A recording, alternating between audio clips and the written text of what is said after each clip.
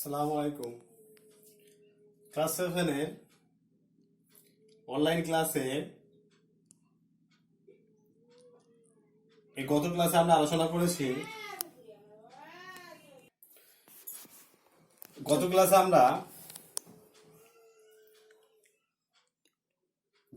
আমরা মধ্যযুগে ভারতবর্ষে যে শহর বা নগর গড়ে ওঠার কারণগুলো আলোচনা করেছি। দিল্লির অবস্থান নিয়ে আমরা আলোচনা করেছি। আর গত ক্লাসে আলোচনা করা হয়েছে দিল্লির নাম কেন হজরতি দিল্লি হয়েছিল। আর একটা টপিক আমরা আলোচনা করেছি যে হুনুজ দিল্লি দূর অস্ত, দিল্লি এখনো অনেক দূর বা দিল্লি এখনো বহু দূর। এইগুলো মোটামুটি প্রথম ক্লাসে আমরা আলোচনা করেছি। আজকে ক্লাসে আমরা আলোচনা করব যে দিল্লি শহরের প্রধান বৈশিষ্ট্য কি ছিল, দিল্লি শহরের প্রধান সমস্যা ও তার সমাধান কি ছিল, সেগুলো নিয়ে আমরা আলোচনা করব। ঠিক আছে, তাহলে আমরা দেখেছি এর আগের ক্লাসে যে আরাবল্লী শৈলশিরার নিকটে দিল্লির অবস্থান ছিল এবং যেহেতু আরাবল্লী শৈলশিরা এখানে অবস্থিত ছিল তাই সেখানকার পাথর দিয়ে এখানে দুর্গ নির্মাণ করা সহজ হয়েছিল। তাহলে এরকম একটা চলে আসছিল, কিন্তু পরবর্তীকালে আমরা দেখব খ্রিস্টীয় 14 শতকের দ্বিতীয়ার্ধে দিল্লি শহরের একটা চেহারার একটা বদল দেখা দিয়েছিল। তাহলে ফিরোজাবাদ বলে একটা শহর তৈরি করেছিলেন যমুনা নদীর পার বরাবর। অর্থাৎ তিনি দিল্লি যে পাথুরে জমি সেখান থেকে দূরে সরে এসে যমুনা নদীর তীরে একটা নতুন শহর গড়ে তুললেন, যে শহরটার নাম ফিরোজাবাদ। তাহলে এর ফলে কি সুবিধা হলো? এর ফলে একটা সুবিধা হলো যে দিল্লি শহরে যেটা প্রধান সমস্যা, যে জলের সমস্যা, সেই জলের সমস্যা কিছুটা হলেও মেটানো গেল। এটা যেমন একদিক, অন্যদিকে আর একটা হচ্ছে যে নদীপথে, যেহেতু এটা যমুনা নদীর তীরে অবস্থিত ছিল, তাই নদীপথে কোনো মাল আনা নেওয়ার খরচটাও কিন্তু অনেকখানি কমে গেল। আর কি হলো, মাল যেমন আনা নেওয়ার সুবিধা হলো, সেরকম জলপথে যে জিনিসগুলো আনা হলো সেগুলোর খরচটা অনেক কমলো। এরপর সুলতানদের যে পুরনো দিল্লি, সেই দিল্লিটা কি হচ্ছে, আস্তে আস্তে ক্ষয় পেতে শুরু করছে এবং তার জায়গায় দিল্লি কি করছে, দিল্লির যে বিভিন্ন প্রান্ত, সেই বিভিন্ন প্রান্তে নতুন নতুন শহর গড়ে উঠছে। তাহলে এরপর আমরা আলোচনা করব যে দিল্লি শহরের বৈশিষ্ট্য কি ছিল। দিল্লি শহরে যেটা প্রধান বৈশিষ্ট্য, দিল্লি শহরের প্রধান বৈশিষ্ট্য ছিল মিশ্র ধরনের বসতি। এখানে জাতি, ধর্ম, বর্ণ নির্বিশেষে কাজের টানে এক জায়গায় বিভিন্ন ধর্মের বর্ণের মানুষ বসবাস করত। এখানে নির্দিষ্ট কোনো একটা জাতির যে মহল্লা থাকবে, যে হিন্দু, এটা মুসলিম, এটা খ্রিস্টান, এরকম ছিল না। তাহলে যেহেতু এখানে মানুষের জীবিকার সুযোগ বেশি ছিল, সেই জীবিকার সন্ধানে বিভিন্ন প্রান্তের মানুষ জাতি, ধর্ম, বর্ণ নির্বিশেষে সেই জায়গায় এসে বসবাস করত এবং কালক্রমে কি হয়েছিল, এইগুলো আস্তে আস্তে একটা শহর গড়ে উঠতে শুরু করেছিল, যেটা ছিল মিশ্র ধরনের বসতি। আর কি, শহরের যে গঠন, সেই গঠনের মধ্যে কোনো পরিকল্পনার ছাপ ছিল না। কেন পরিকল্পনার ছাপ ছিল না? যেহেতু বিভিন্ন প্রান্তের মানুষ, বিভিন্ন ধর্মের বর্ণের মানুষ সেখানে কর্মসূত্রে এসে, কাজের সূত্রে সেখানে এসেছিল এবং তারাই কালক্রমে সেখানে বসতি স্থাপন করেছিল এবং নিজেরা সেখানকার পাকাপাকি বাসিন্দা হয়ে গিয়েছিল। তাই যে একটা শহর গড়ে উঠবে তার কোনো পূর্ব পরিকল্পনা ছিল না। তারা বিভিন্ন প্রান্তের মানুষ আসতো এবং তারা কি করতো, নিজেরা নিজেদের মতো করে বসতি গড়ে তুলেছিল। তাই এই যে শহরের যে পরিকল্পনা, শহর গঠনের যে পরিকল্পনা, সেই পরিকল্পনার ছাপ কিন্তু এখানে দেখা যায়নি। আর কি, মূল যেটা দিল্লি, সেই মূল দিল্লির আশেপাশে, শহরের আশেপাশে বেশ কিছু ছোটখাটো শহর গড়ে উঠেছিল, যার নাম হচ্ছে কসবা। তাহলে মূল শহরের পাশে, মূল শহর থেকে কিছুটা দূরে ছোটখাটো শহর গড়ে উঠেছিল, যেগুলো কসবা নামে পরিচিত।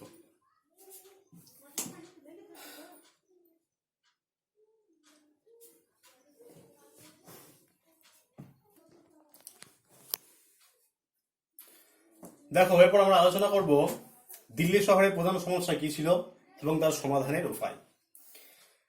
তাহলে আমরা বলতে পারি যে দিল্লি শহরের প্রধান সমস্যা ছিল জলের সমস্যা।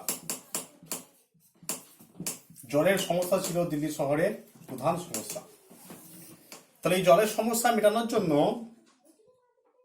দিল্লি শহরের জলের সমস্যা মেটানোর জন্য বেশ কিছু পন্থা অবলম্বন করা হয়েছিল। সেই পয়েন্টগুলো আমি লিখছি, লেখার পরে সেগুলো আলোচনা করছি।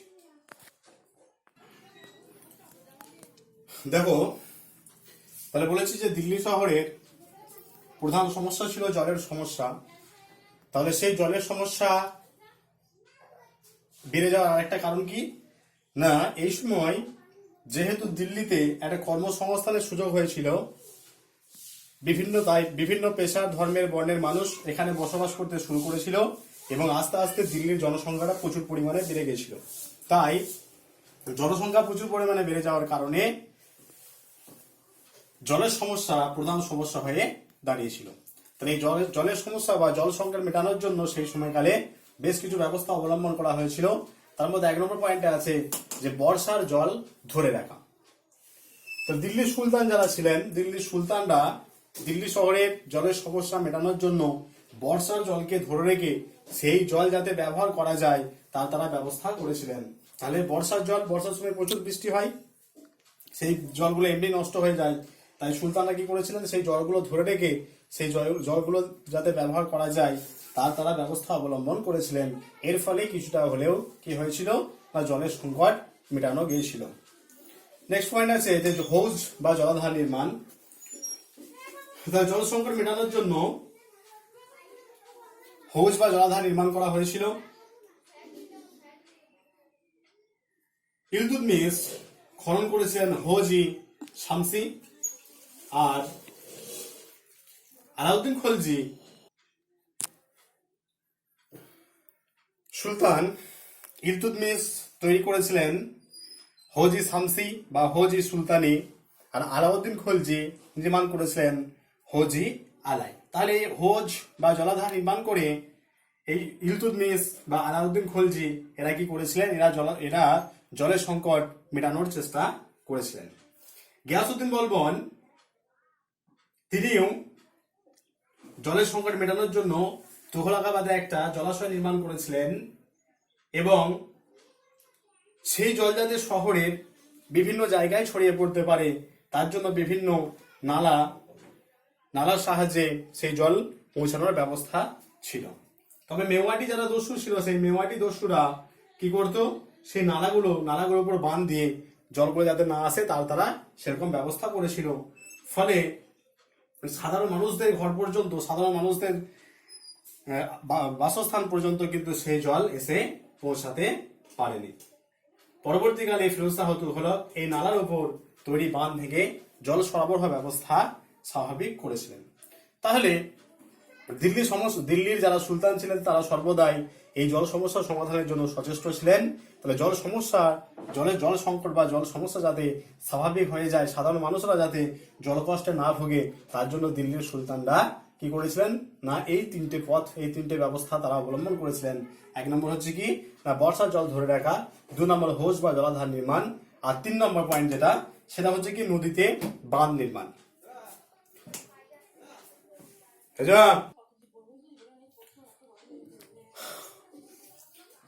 জল সংকট সমাধানের জন্য সেই সময় নদীতে বাঁধ নির্মাণ করেও জলের সংকট কিছুটা মেটানোর চেষ্টা করা হয়েছিল। তাহলে আমরা বলতে পারি যে দিল্লি শহরে যে প্রধান সমস্যা জল সংকট বা জলের সমস্যা, সেই সমস্যা মেটানোর জন্য ইলতুৎমিশ, আলাউদ্দিন খলজি, ফিরোজ শাহ তুঘলক, গিয়াসউদ্দিন তুঘলক এই সমস্ত যারা সুলতান ছিলেন তারা সর্বদা সচেষ্ট করেছিলেন যাতে এই জলের সমস্যা মেটানো যায়, তার জন্য তারা বিভিন্ন রকমের ব্যবস্থা অবলম্বন করেছিলেন।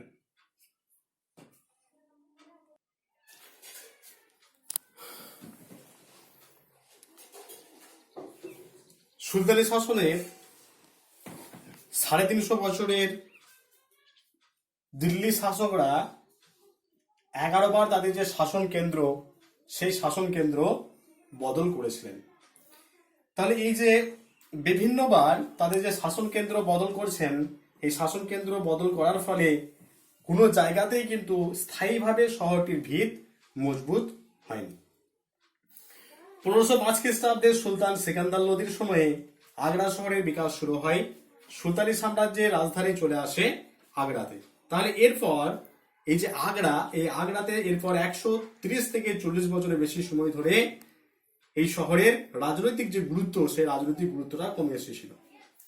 যদিও আমরা দেখেছি যে দিল্লি হজরতে দিল্লিতে পরিণত হয়েছিল, তবে যেহেতু এটা হজরতে দিল্লিতে পরিণত হয়েছিল, তাই ভারতবর্ষের জনজীবনে দিল্লির গুরুত্ব বা দিল্লির মর্যাদা কিন্তু একেবারে যে কমে এসেছিল সেটা আমরা বলতে পারি না।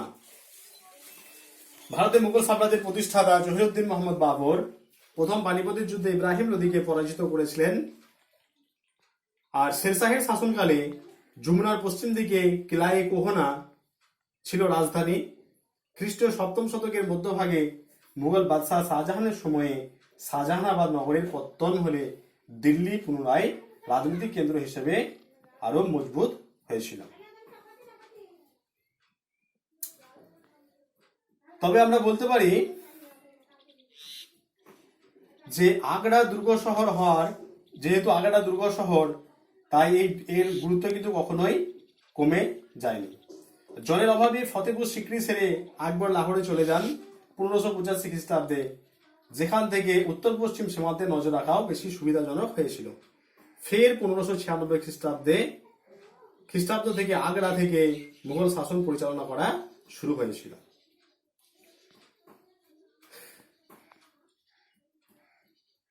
এরপর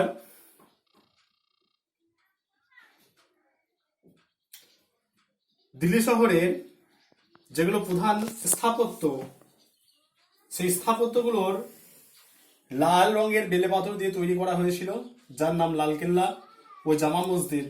শাহজাহানাবাদ শহরকে ঘিরে একটি খুব উঁচু ও বিরাট পাথরের পাঁচিল তৈরি করা হয়েছিল। এর গায়ে 27টা বুরুজ ছিল এবং ছোট বড় বানানো হয়েছিল, যার মধ্যে 7টা বড় দরজা ছিল। বড় দরজাগুলো আজও বিদ্যমান।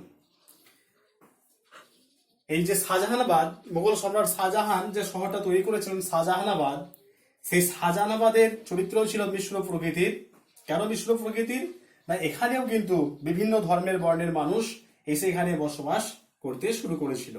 তাহলে এই কারণে শাহজাহানাবাদের যে নাগরিক চরিত্র সেটা ছিল মিশ্র প্রকৃতির।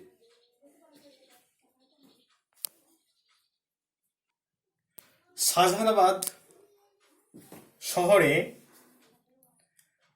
রাজপুত এবং যারা উচ্চপদস্থ আমির ওমরাহ, তারা সুন্দর বাগান বাড়িতে বসবাস করতেন।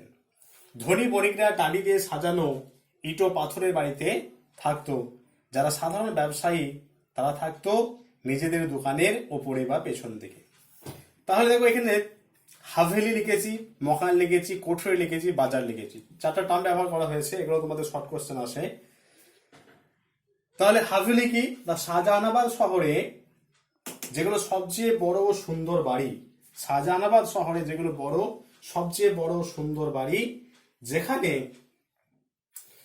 রাজপুত এবং উচ্চপদস্থ আমিরা বসবাস করতেন, সেগুলোকে বলা হয় হাভেলি। তাহলে শাহজাহানাবাদ শহরে যেখানে আমির ওমরাহ এবং রাজপুতরা বসবাস করতেন যে বড় এবং সুন্দর বাড়িতে, তাকে বলা হয় কি? হাভেলি। 2 নম্বর আছে মকান। তাহলে হাভেলির থেকে একটু ছোট এবং নিচু স্তর, মানে হাভেলির মতো অত উঁচু নয়, হাভেলি থেকে একটু নিচু স্তরের এবং যেগুলো হাভেলির মতো অত সুন্দর নয়, তাকে আমরা বলছি কি? মকান।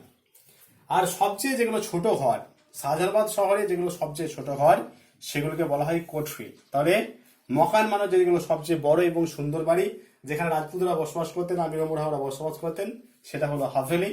তাহলে হাভেলি থেকে একটু ছোট এবং হাভেলির মতো অত সুন্দর নয় যে বাড়িগুলো শাহজাহানাবাদের, সেগুলোকে বলা হচ্ছে মকান।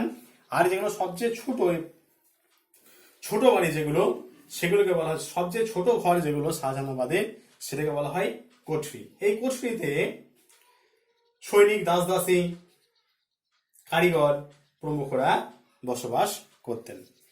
আর বাজার বলে একটা শব্দ এখানে ব্যবহার করা হয়েছে। বাজার, শাহজাহানাবাদের প্রধান রাজপথ ছিল 2টি, এবং এই রাজপথের দুধারে সারিবদ্ধভাবে দোকান বসেছিল। এই রাজপথকে বলা হয় কি? বাজার। তাহলে শাহজাহানাবাদ শহরের রাজপথ ছিল দুটো ভাগে বিভক্ত এবং এই রাজপথের দুধারে সারিবদ্ধভাবে অনেক দোকান বসেছিল, এগুলোকে বলা হচ্ছে কি? বাজার। তাহলে হাভেলি, মকান, কোঠরি, বাজার।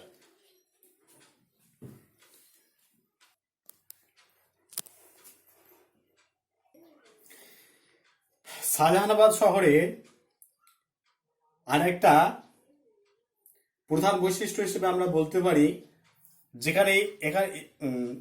যেখানে যে সামাজিক উৎসব বা পরবগুলো হতো সেখানে জাতি, ধর্ম, বর্ণ নির্বিশেষে সকলে একসাথে আনন্দ উপভোগ করত। যেমন দেওয়ালি হচ্ছে হিন্দুদের পরব, তাহলে সেই দেওয়ালির সময় হিন্দু মুসলমান একই সঙ্গে কি করতো? তারা আনন্দ উপভোগ করত। আবার মহরমে শিয়া সুন্নি সম্প্রদায় যৌথভাবে অংশ নিত। অর্থাৎ কি বলতে পারি আমরা? যেখানে সম্প্রদায় নির্বিশেষে, জাতি, ধর্ম, সম্প্রদায় নির্বিশেষে সকলে সক্রিয়ভাবে অংশগ্রহণ করতেন এবং সকলে আনন্দ উপভোগ করতেন। এবার নেক্সট আমরা আলোচনা করব বণিক ও বাণিজ্য। তাহলে দিল্লি শহরের প্রধান বৈশিষ্ট্য হয়ে গেল, দিল্লি শহরের প্রধান সমস্যা এবং তার সমাধান হলো। শাহজাহানাবাদ শহরের প্রধান বৈশিষ্ট্য হলো। এবার আমরা আলোচনা করব বণিক ও বাণিজ্য নিয়ে। বণিক ও বাণিজ্য নিয়ে এবার আলোচনা করব। তাহলে যে সময়ের কথা আমরা আলোচনা করছি খ্রিস্টীয় ত্রয়োদশ শতক, সেই সময়কালে রেলপথ বা আকাশপথের, বাণিজ্যের ক্ষেত্রে রেলপথ বা আকাশপথের সুযোগ ছিল না। তাহলে বণিকরা কি করতো? বিভিন্ন সম্প্রদায় দেশের বিভিন্ন প্রান্তে, ভারতবর্ষের মতো বিভিন্ন দেশে বিভিন্ন বণিক সম্প্রদায় দেশের বিভিন্ন প্রান্তে তাদের পসরা সাজিয়ে বাণিজ্য করত। অর্থাৎ সেই সময়কালে বাণিজ্যের ক্ষেত্রে সড়কপথ এবং জলপথই ছিল প্রধান মাধ্যম। তাহলে আকাশপথ এবং রেলপথ তখন কিন্তু শুরু হয়নি, তাই বা তখন রেলপথ ও আকাশপথে যাতায়াতের কোনো সুযোগ ছিল না, তাই মানুষ সড়কপথ ও জলপথকে বেছে নিত। তাহলে এইসব পথ অনেক ক্ষেত্রে দুর্গম হতো। তাহলে মানুষ এক জায়গা থেকে আরেক জায়গায় হেঁটে যাচ্ছে, পাহাড় পর্বত নদী নালা পড়বে যেতে যেতে, তাই দুর্গম পথটা ছিল দুর্গম। পথটা যেরকম দুর্গম ছিল সেরকম পথে ঘাটে কি হতো? নানা রকম বিপদ আপদের আশঙ্কা ছিল। বণিকরা মাল নিয়ে যাচ্ছে, হঠাৎ দেখা গেল চোরে তাদের সমস্ত মাল, চোর ডাকাতে তাদের সমস্ত মালকে ছিনিয়ে নিল, লুটপাট করে নিল, ফলে তাদের পুরোপুরি লোকসান হয়ে যাওয়ার একটা ভয় ছিল। আবার ভারবাহী পশুর পিঠের সাহায্যেও তারা কি করতো? বণিকরা তারা মাল নিয়ে যেত। আবার জলপথের ক্ষেত্রে আমরা পালতোলা নৌকা ও জাহাজে করে মালপত্র নিয়ে যেত তারা বেচা কেনার জন্য। এইসব বণিকদের মধ্যে যেমন ভারতীয় বণিকরা ছিল, তেমন ভারতের বাইরে থেকেও অনেক ভিনদেশী বণিক ভারতে আসতো বাণিজ্য করার উদ্দেশ্যে। তাহলে ব্যবসা বাণিজ্যের জন্য বাণিজ্য পথের ধারে, নদী কিংবা সমুদ্রের পাড়ে গড়ে উঠেছিল হাট, মন্ডি, গঞ্জ এবং ছোট ছোট শহর।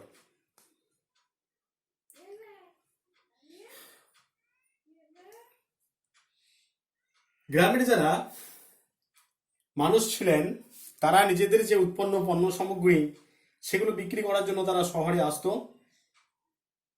অন্যদিকে শহরের মানুষরা সেই মালগুলো কিনে নিয়ে আবার তারা অন্য জায়গার সঙ্গে ব্যবসা বাণিজ্য সম্পাদন করত।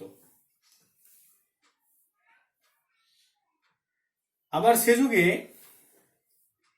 সামরিক প্রয়োজনে বিরাট সৈন্যবাহিনী মোতায়েন করা প্রয়োজন ছিল। আমরা আলাউদ্দিন খলজির সময়কালে দেখেছি যে আলাউদ্দিন খলজি মঙ্গল আক্রমণ প্রতিরোধের জন্য কি করেছিল?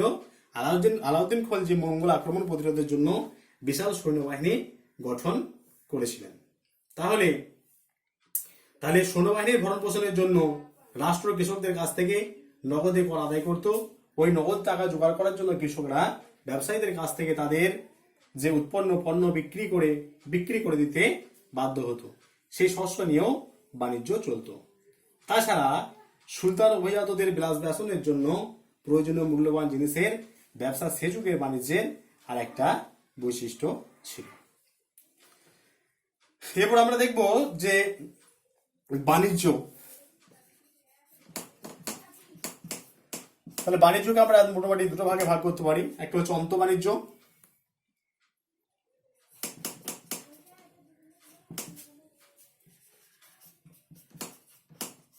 আর এটা হচ্ছে বহির্বাণিজ্য।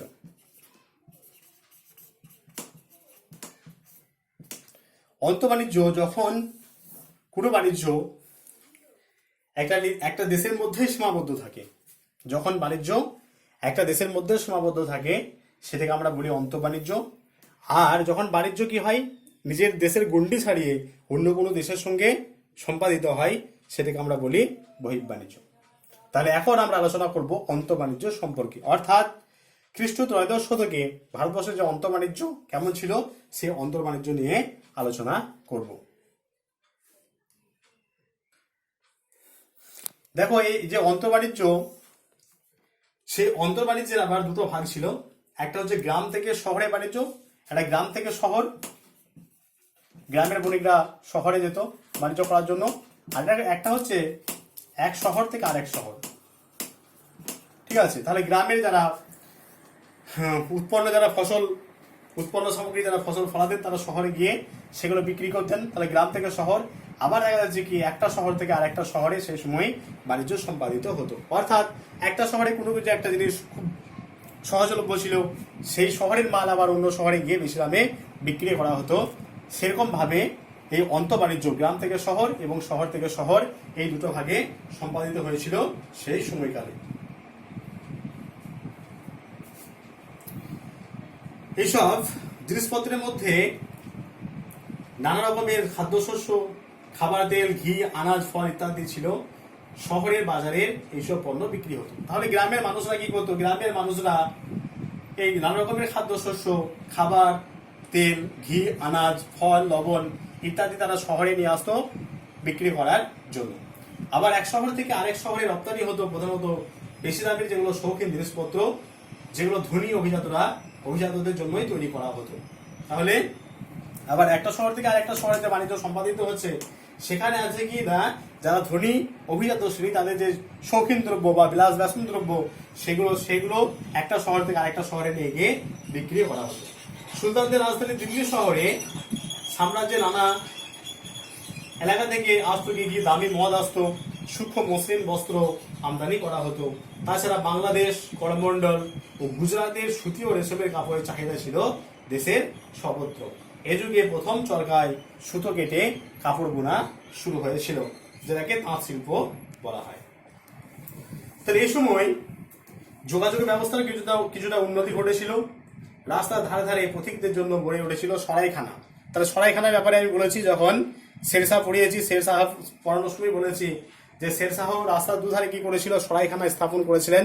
অর্থাৎ পথচারী মানুষরা এক জায়গা থেকে আরেক জায়গায় যাবে পায়ে হেঁটে, পদশ্রমে তারা ক্লান্ত হয়ে পড়বে, রাত্রে প্রায় তারা যাতে বিশ্রাম করতে পারে তার জন্য সরাইখানা নির্মাণ করা হয়েছিল। তাহলে এগুলোতে পথচারী এবং যারা বণিক সম্প্রদায়ের মানুষ তারা মালপত্রগুলো রাখতো এবং নিজেরা সেখানে বিশ্রাম নিত। আবার কি কর আদায় এবং ব্যবসা বাণিজ্য সুবিধার জন্য দিল্লির সুলতানরা এই সময় কি করেছিল, তঙ্কা মানে হচ্ছে রূপোর মুদ্রা, আর জিতার মানে হচ্ছে তামার মুদ্রা, এই দুই ধরনের মুদ্রা তারা চালু করেছিল।